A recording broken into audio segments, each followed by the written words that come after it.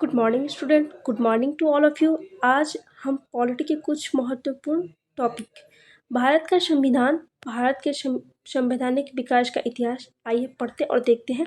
भारत के संवैधानिक विकास, भारत के संवैधानिक विकास को हम दो भागों में बांटा गया है।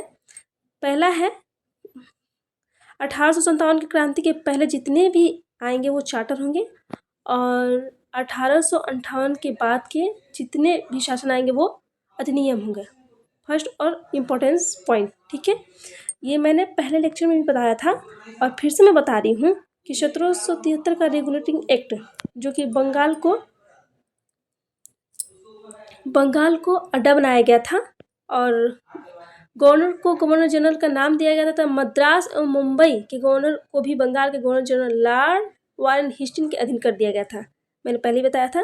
पहली बार कंपनी के राजनीतिक और प्रशासनिक कार्यों को मान्यता मिली। क्वेश्चन आती है इस पॉइंट से, तो आप इसको देखिएगा।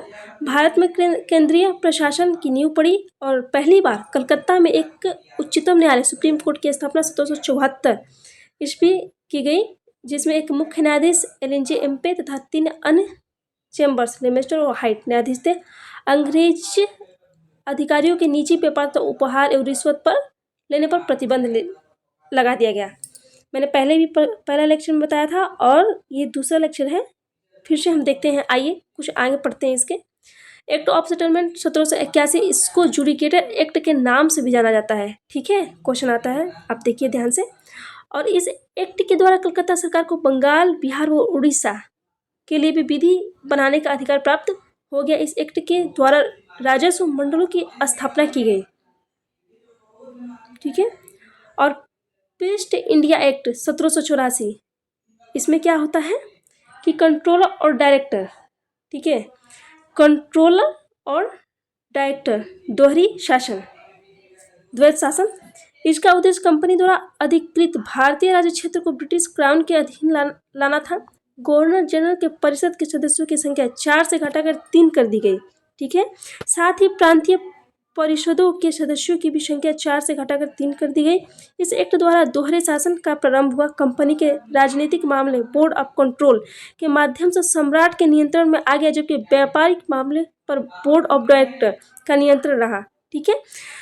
जैसे प्रशासनिक कार्यों को कौन देखेगा, तो कंट्रोलर, और व्यापारिक व्यवसाय वो डायरेक्टर, तथा देशी रियासतों के अधीक्षण आदि की शक्ति प्रदान की गई। Governor general board of control की अनुमति के बिना देशी रियासतों के साथ संघर्ष अथवा सहयोग की शुरुआत नहीं कर सकता था। नियंत्रण परिषद की स्थापना की गई, ठीक है। अब आइए हम देखते हैं 1773 का चार्टर एक्ट। अब क्या होता है, जितने भी शासन आएंगे वो 20-20 साल पे आएंगे, ठीक है। पहले तो होगा 1793, 1813 और 1833, इसमें 20 साल बढ़ा दिया जाएगा 1793 में, और 1813 में सीमित हो जाएगा, और 1833 में क्या होता है कि समाप्त कर दिया जाता है। इतना तो परफेक्ट है। अब आइए देखते हैं। इस एक्ट के माध्यम ईस्ट इंडिया कंपनी का भारत में व्यापार का एकाधिकार 20 वर्षों के लिए बढ़ा दिया गया। वो भारतीय राजस्व से नियंत्रण बोर्ड के सदस्य व कर्मचारियों को वेतन दिया जाएगा। 1813 का चार्टर अधिनियम, इसको आइए देखते हैं। स्थानीय स्वायत्तशासी संस्थाओं को कारारोपण का अधिकार दिया गया। कंपनी को अगले 20 साल के लिए प्रांतीय प्रदेशों तथा राजस्व पर नियंत्रण का अधिकार। कंपनी का भारतीय व्यापार से एक अधिकार समाप्त कर दिया गया, किंतु चाय के व्यापार तथा चीन के साथ व्यापार पर एक अधिकार अभी भी बना रहा। ईसाई मिशनरियों को भारत में धर्म प्रचार करने की अनुमति दी गई। भारतीय शिक्षा पर प्रतिवर्ष 1 लाख रुपए खर्च करने का उपबंध। देखिए पहले क्या होता है, पहली बार ईसाई धर्म का प्रचार प्रसार होता है 1813 में। होता क्या है कि यहाँ पे भारत में छोटे लोगों से या छोटी जातियों से जितना ऊंच और नीच की भेदभाव जितना किया गया है, जितना उन्हें प्रताड़ित किया गया है, जब ईसाई भारत में आते हैं तो वो छोटे लोगों को कहते हैं कि आप हमारे धर्म को स्वीकार कीजिए, और हम मतलब कि पहले तो जो छोटे लोग थे उनको वो लोग बोले नहीं कि आप हमारे धर्म को एक्सेप्ट कीजिए, वो बोले कि हम एक स्कूल खोलेंगे, एक संस्था खोलेंगे, उसके माध्यम से अगर जो कोई भी आएगा वो शिक्षा ग्रहण कर सकता है। तो मतलब छोटे जात के लोगों को उन्होंने बहुत रिस्पेक्ट दिया इसके लिए जो थे। और ये अच्छी बात थी कि जो छोटे जात के लोग थे वो ईसाई धर्म को एक्सेप्ट किए। ठीक है, ईसाई लोगों का बहुत बड़ा योगदान रहा इस समय कि वो लोग इतना रिस्पेक्ट दिए छोटे जात के लोगों को। और उसके बाद जब वो लोग उनके धर्म को एक्सेप्ट कर लिए तो ये जो ईसाई लोग थे वो तो डायरेक्ट इंग्लिश में बात करते थे, लेकिन ये तो समझ नहीं पाते थे। तो उसके बाद वो लोग सोचे कि हम क्यों ना या तो इनके ही भाषा हम खुद सीख लें या ये हमारा भाषा सीख लें,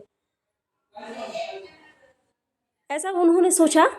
लेकिन जहाँ वो लोग जाते, जिस राज्य में जाते, उस राज्य की अलग अलग भाषा थी। ठीक है, तो उन्हें बहुत डिफिकल्ट हुआ भाषा सीखने में। तो वो लोग सोचे कि क्यों ना हम इन्हीं लोगों को अंग्रेजी सिखाते हैं, ठीक है, इंग्लिश सिखाते हैं। तो वो लोग 1,00,000 रुपये खर्च उस समय किया। ठीक है, तो भारत में अंग्रेजी शिक्षा की नींव कब पड़ी? तो 1813 का charter act general committee of public instruction 1823 प्रचलित एवं आंग्ल विध विवाद से पड़ी। इतना तक तो ठीक है। अब इसमें क्या हुआ कि शासन जो था 1813 में सीमित हो गया और उसके बाद अब आ जाता है 1833। आइए देखते हैं 1833 में क्या होता है। 1833 इस गवर्नर जनरल को संपूर्ण देश के लिए एक ही बजट तैयार करने का अधिकार दिया गया। कंपनी के व्यापारिक अधिकार पूर्णतः समाप्त कर दिए गए और इस एक्ट के द्वारा भारत में दासता को अवैध घोषित किया गया, परंतु दास प्रथा का उन्मूलन 1843 में किया गया। नियामक कानून के स्थान पर अधिनियम एक्ट शब्द का प्रयोग बंगाल के गवर्नर जनरल को भारत का गवर्नर जनरल बना दिया गया। ठीक है, 1833 में क्या हो गया कि सब समाप्त हो गया और जो बंगाल के गवर्नर जनरल थे उनको भारत का गवर्नर जनरल बना दिया गया। लॉर्ड विलियम बेंटिंग भारत के प्रथम गवर्नर जनरल बने। इस एक्ट में गवर्नर जनरल की परिषद में कानून सदस्य चौथी विधि सदस्य शामिल कहा गया की नियुक्ति की गई। इस अधिनियम में भारतवासियों को अपने देश के प्रशासन में कुछ हिस्सा लेने का संभव बनाया गया। पहली बार विधि कानून हो गया।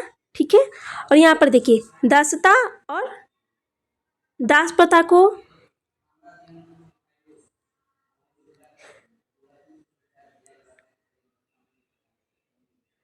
प्रथा को इन्होंने खत्म कर दिया और सती प्रथा, दास प्रथा और सती प्रथा, लॉर्ड विलियम बेंटिंग। ठीक है, पहले भारत में क्या होता था कि बहुत लोगों के साथ बुरा होता था, बहुत लोगों के साथ बुरा होता था। तो इन्होंने दास प्रथा को पहले हटाया और उसके बाद इन्होंने क्या किया कि सती प्रथा, बिना कुछ सूझे बुझे स्त्रियों लोग के साथ बहुत दुर्व्यवहार होता था।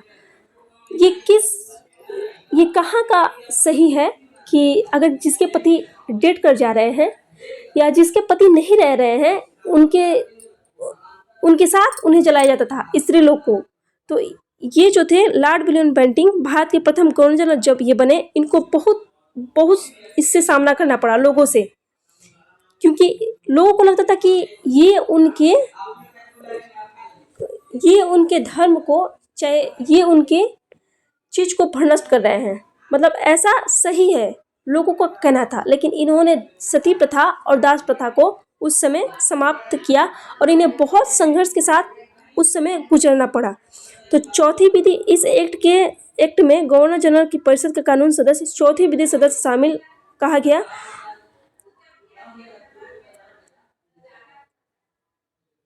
अब आइए देखते हैं 1853 का चार्टर अधिनियम। इस अधिनियम द्वारा पहली बार विधान परिषद 6 सदस्य की स्थापना की गई। पहली बार विधि कार्यों को प्रशासनिक कार्यों से अलग किया गया।